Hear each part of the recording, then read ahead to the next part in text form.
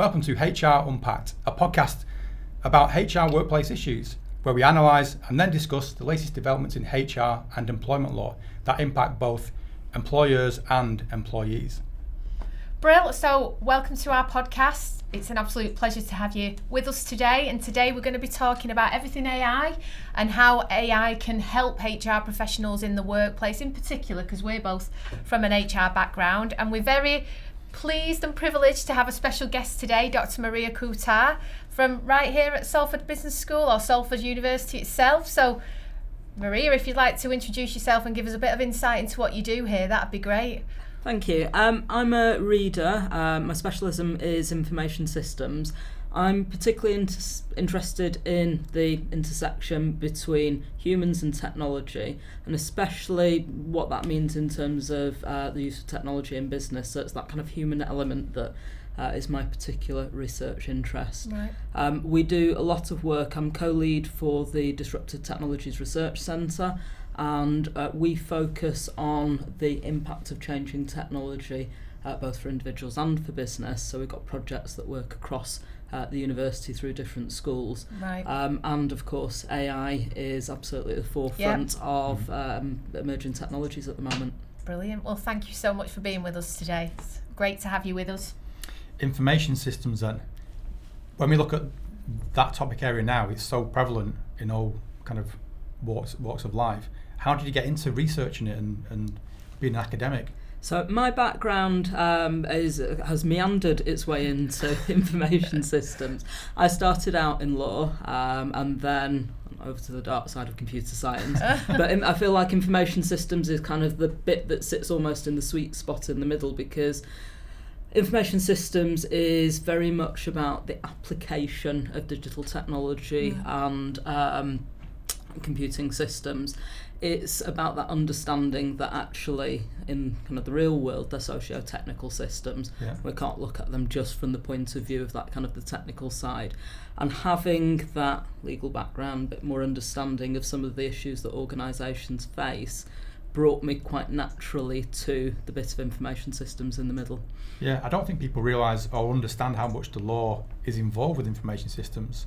I certainly wasn't aware of it until I came to Peninsula's HR Business Forum, and they talked about how the law now is trying to govern AI, which I think we'll come on to later. But you're in quite a unique position, I think, there. We've got that legal background, but also research in contemporary information systems as well. Yeah, absolutely. So initially my interest was around individual privacy and how people's data is used in different sorts of system, whether that's in HR, in organisations, or the way in which other organisations that you might interact with, like your bank or something like that, is using and managing your data.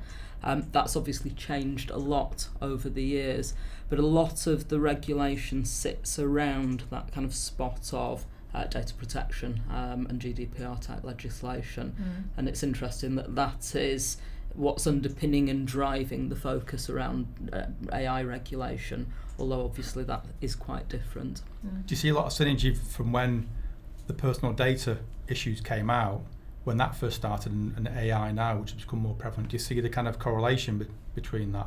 I think if you look back at the long history of data protection, absolutely. So we first had Data Protection Acts brought in 1990, I think was the first one. And over time they started to become much more embedded in practice.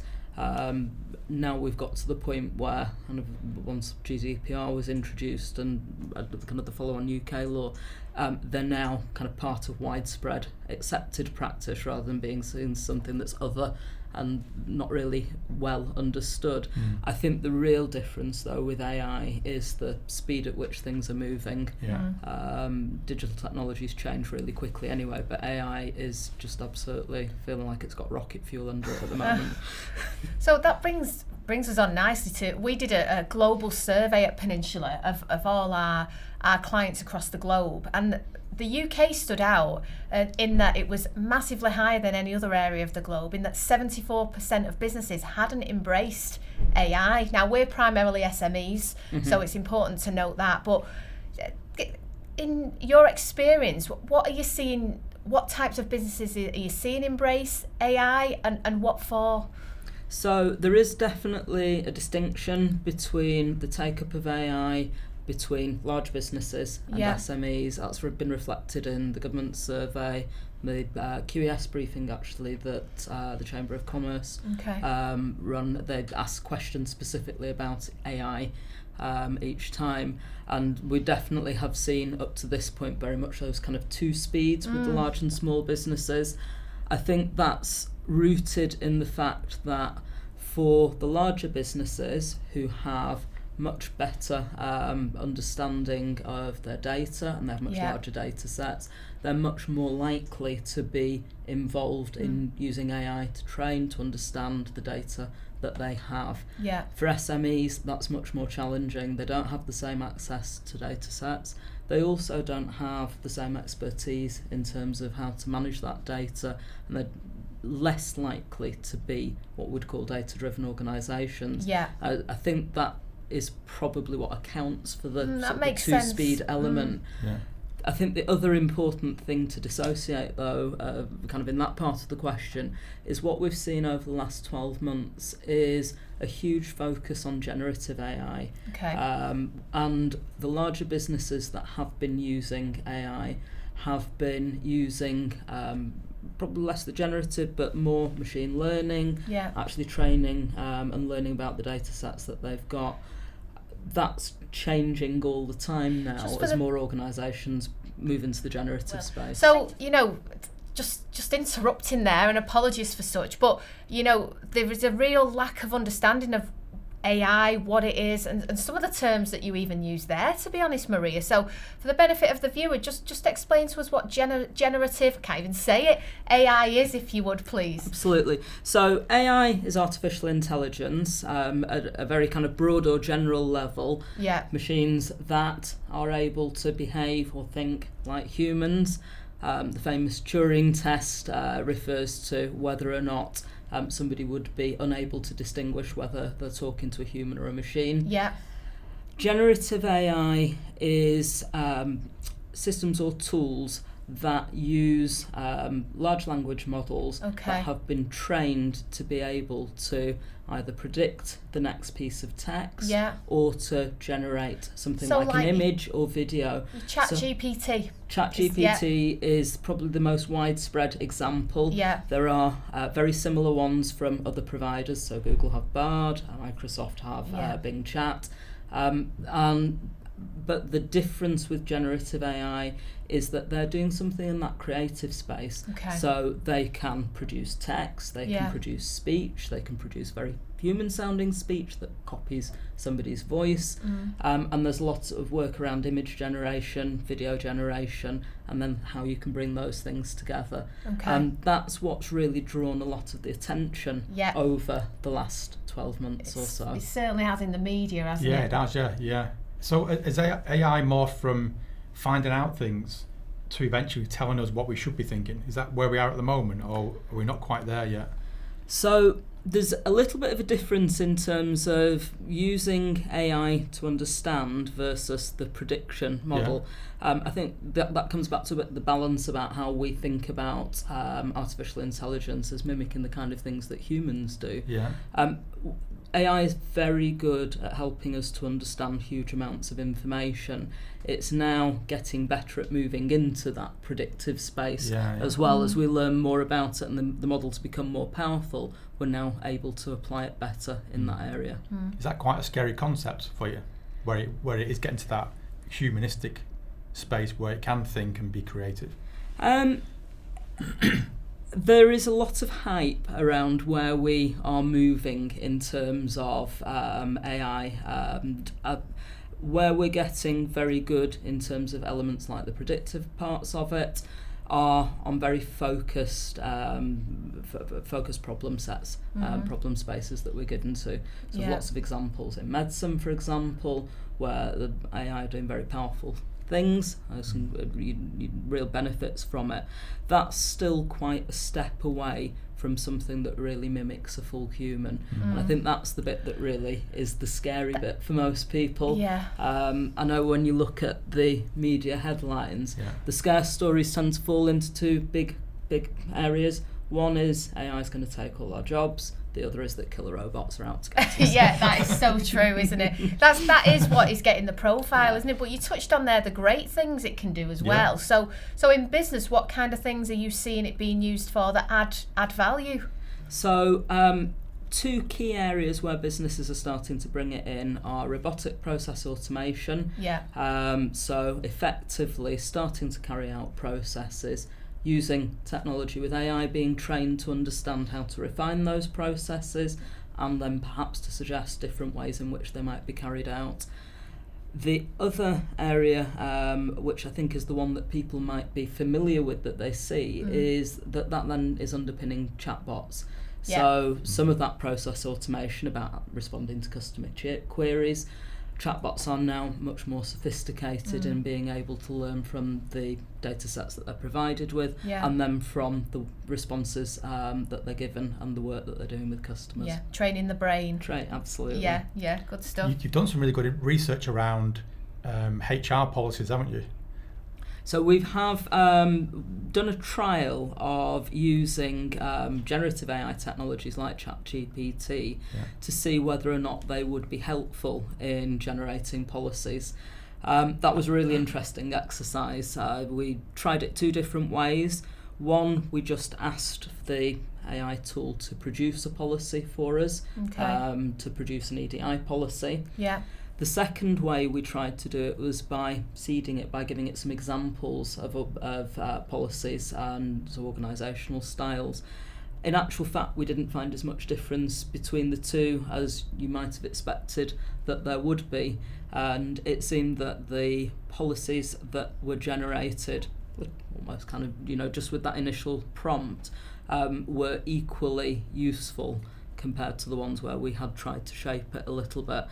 This is all helping to improve our understanding of what's the best way to use those tools, which is the field of what's been now known as prompt engineering, of learning how to talk to AI tools to get out the best answers from them. We did a survey together, didn't we? Or your students did a bit of a project. We did, So Peninsula, your company, have got a system called Brainbox. And basically you can go into it and ask it a question, and it's kind of a HR response, isn't it? So we got the Salford students to compare Brainbox and ChatGPT, and to ask them questions about HR or employment law. And the outcome was ChatGPT was a lot longer in terms of its analysis, but not very accurate. Whereas Brainbox was shorter in its answers, but more accurate. And that's where you can take that feedback, obviously, from the students and the research on it. But I think that's where some of the issues are, where the AI technology provides lots of information, but it's not necessarily accurate, and you have to go in and maybe refine it. Absolutely, and I think this is really important where organisations are using generative AI technologies, is to understand that you have to cross-check to fact-check.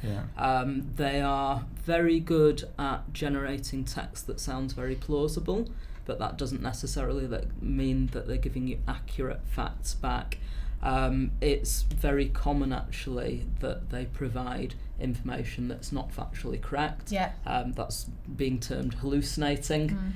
And that, I think, could be a real pitfall for organisations if they just take everything out of those as a given. Do you think there'll almost be a fight back, for want of a better phrase? I can't think of a better one, Maria, but like we've seen, this is slightly tenuous, but like we've seen in one of the recent supermarkets, they've gone back from self-serve to people. Do you think there's almost a fight back, like we don't trust AI, we don't trust this way forward, and we want people back? Or I think I totally see kind of where you're coming from. I think a nice way to look at that is perhaps around what kind of we term the hype cycle.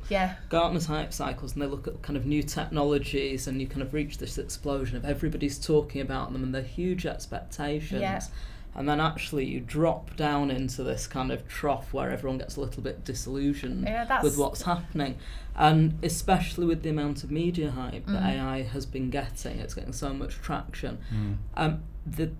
Particularly the consumer-facing tools are absolutely not infallible, and I think definitely that's going to see people feel inevitably that actually this isn't living up to expectations. And it's going to take quite a long time to work through to how they can be used most efficiently. They're a starting point for being able to do other things.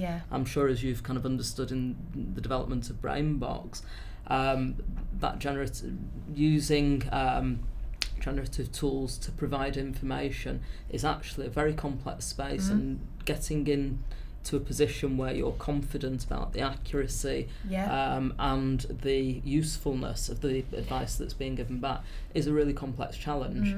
That is not just going to fall out of asking ChatGPT some questions yet. In the longer term, maybe. The way I see it with BrainBox is it takes away, it gives efficiencies. It enables the user to ask very simple questions, quick, efficiently, and in their own space. And it doesn't take away the people, it just shifts them to deal with more complex things. So maybe it's the people aren't removed, the focus is just on a different thing.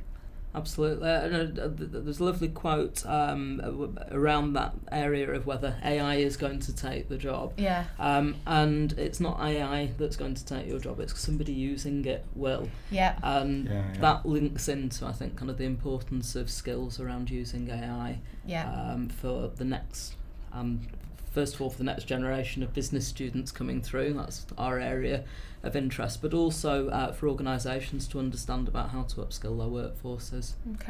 Boston Consultancy Group did some research 10 years ago, and they predicted the top 500 jobs that would be automated, and virtually every job was on it. And it was jobs which you didn't think necessarily would be automated, like lawyers, academics, lecturers, teachers. We're all going to be avatars in the future, aren't we? That's the prediction of it. But the research also predicted that other jobs would come along with it. So people using the technology, and also creative skills were going to be the big skills demanded or wanted by employees in the future as well. Because that's been a big shift with the introduction of computing technology generally, hasn't it? I think there's always this fear about, as new technology comes in, what's changing, and in the same way that we've now all got used to having desktop and different technologies that support all of our operations, they've changed our skills, but they've also brought in new jobs in terms of the things that fit around it. So the businesses, we touched on earlier, 74% of UK businesses are not using AI. What would be the things that you'd recommend them to use it for? What is it really good for right now for businesses? So I would always propose a cautious approach for organisations, rather than thinking, where can I apply AI? It's better to think about this as a problem-focused approach. What are the things in my business that I think could be improved? And then, is there an AI tool that might help me with that? So if there's an area where you're looking for particular efficiencies, an obvious one for most organisations is to start to use it to understand your data better. And the starting point for that has to be knowing what data you have, thinking about what systems, how that fits together. I've seen it used a lot for recruitment, with a lot of the bigger businesses that we work with. I don't know about you, Jonathan, if you're seeing it for any particular areas. We've seen it for a while, especially in the shortlisting process. And I think it's good because it doesn't have that human bias attached to it, where people don't know your name, potentially you don't know your age, all those discriminatory areas it doesn't know, and it looks at the job description and what the person needs to do that job as well. So it's been used for a while, but I think, like you mentioned, the generative side of it is the next stage of it, where it'll be able to maybe tell us what type of person could do the job or should do the job as well. Profiling. It's interesting because we did a podcast not long back on accent discrimination and unconscious bias, and you are so right how that plays so significantly into the recruitment process. So massive pro there, isn't it, for AI? It is. So that's a really interesting example in that you can strip out some of the things that cause human bias when they're doing that reviewing. One thing to be careful with AI is that it is only as good as the data sets that it's been trained on. And we do know that there are some quite significant challenges with, for example, image recognition, where the training data sets have fewer non-white faces, for example. And as a result of that, they are not as good or are not as accurate when they're trying to detect and to recognise or match non-white faces. And that's something I think organisations really need to watch out for, especially when you're bringing in technologies that are, you've got systems that are being provided to be able to do that sifting. Trying to make sure that you've got an understanding of what's underpinned them is really important. So what do you see as the next phase for AI?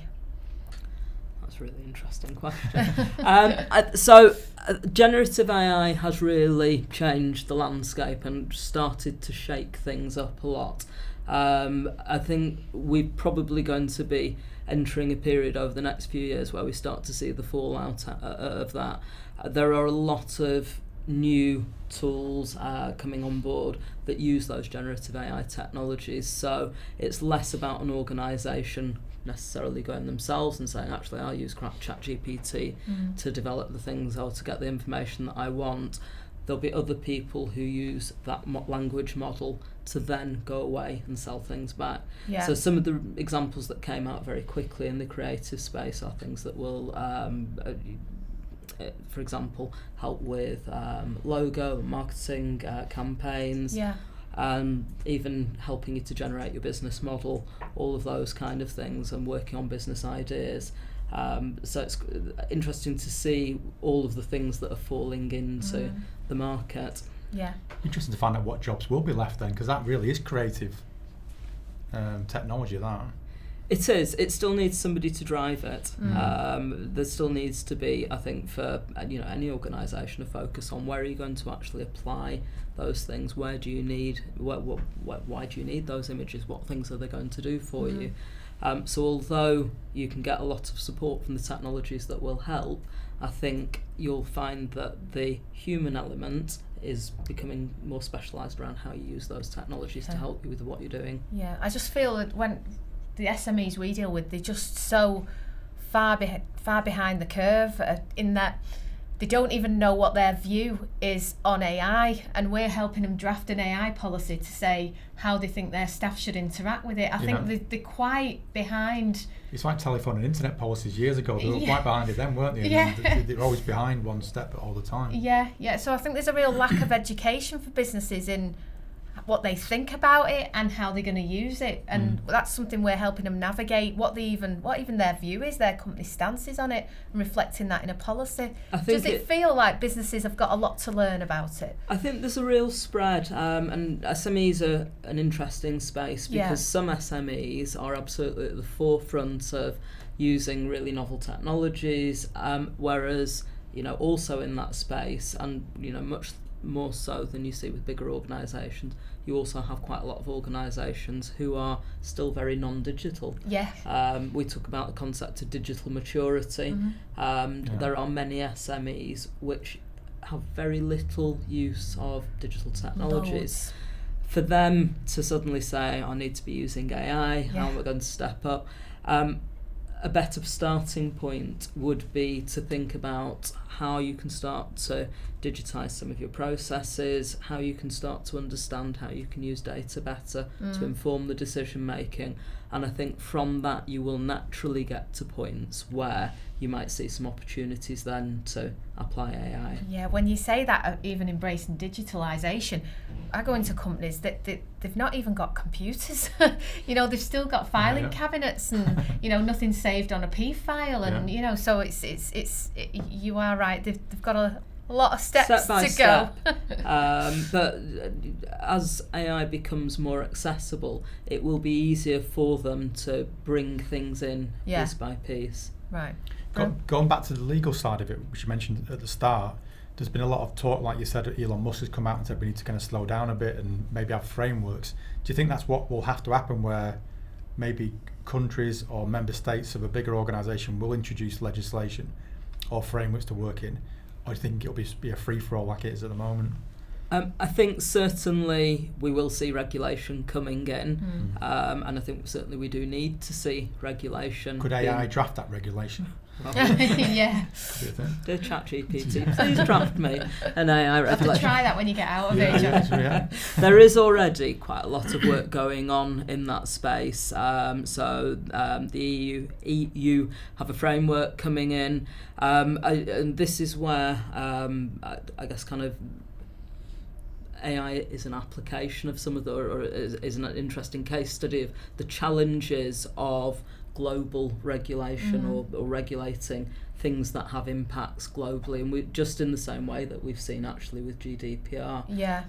What technology has done is meant that we are businesses and individuals are interacting much more across what were previously national boundaries, or across different regional boundaries, so inside and outside the EU, for example. Yeah. And that throws up lots of challenges around regulation. In particular, different parts of the world have different approaches to regulation. In Western Europe, we tend to be more cautious and more likely to take a regulatory approach to managing things, whereas in the US, regulation is seen as a brake on innovation, and it should be much more, there is a belief that it should be much more of a free-for-all, which makes it interesting that even in the US, some of the tech firm leaders are saying, actually, that's not necessarily the best approach. So there are an awful lot of factors that feed into that. I think one of the other important things is that the AI large models are being driven by quite a small number of companies, and actually it's very difficult to regulate those specifically.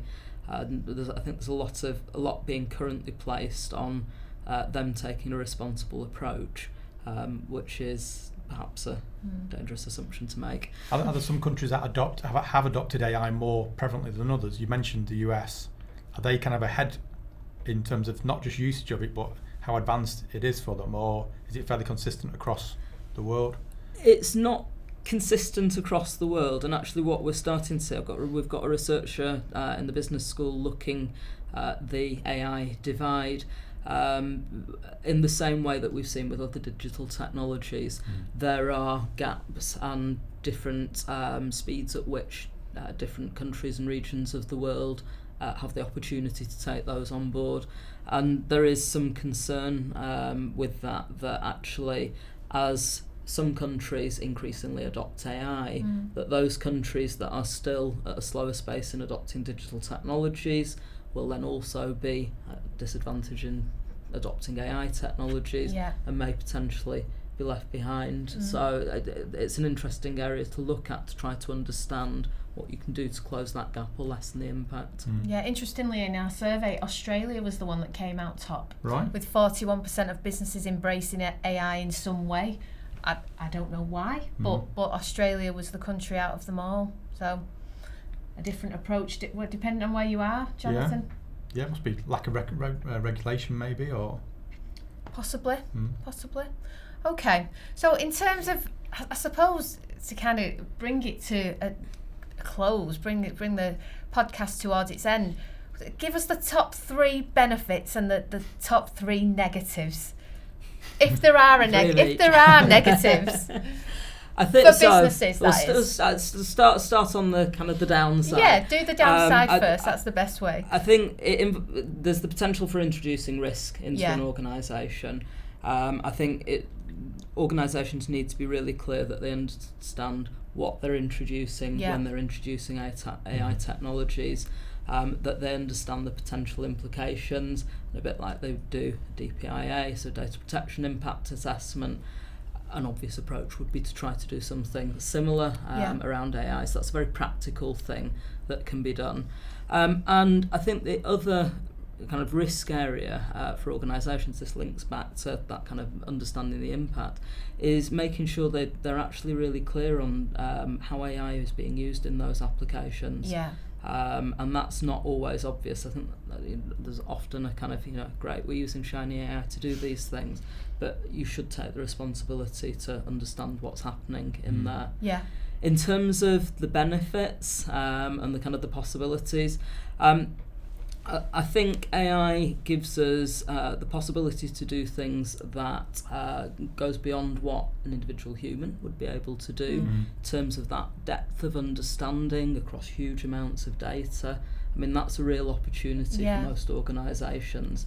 Really interesting to see that, because AI tools can look across such huge data sets and they can get really detailed understanding from that, the ability to do things that we simply can't do as individuals, and that's really exciting. Yeah. It's a little bit scary. When you punched in about the to create a policy and you gave it some ideas, does it store it on the system so that when somebody else punched in, develop an EDI policy for me, does it then look back on what other people have looked for and what it's produced as well? So there is some learning from the system.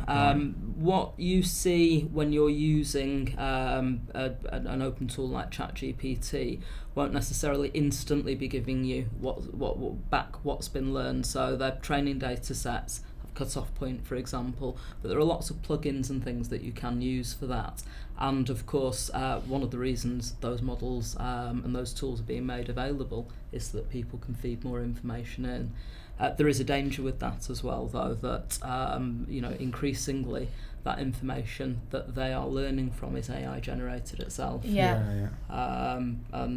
There has been some concern raised about whether that in itself might cause issues in terms of particularly if there's inaccuracies in that data over the longer term. Yeah, I know when I've used one of the aforementioned tools, it threw back all American law. And luckily I recognised that and I didn't use it, but there is that reliance on incorrect information which can be a concern, isn't there? There is, absolutely. So I think for organisations it opens up a huge amount of opportunity in terms of it being a creative tool, but it still needs very careful checking. And coming back to that skill around prompt engineering, it has to be guided to give you the kind of information that you need.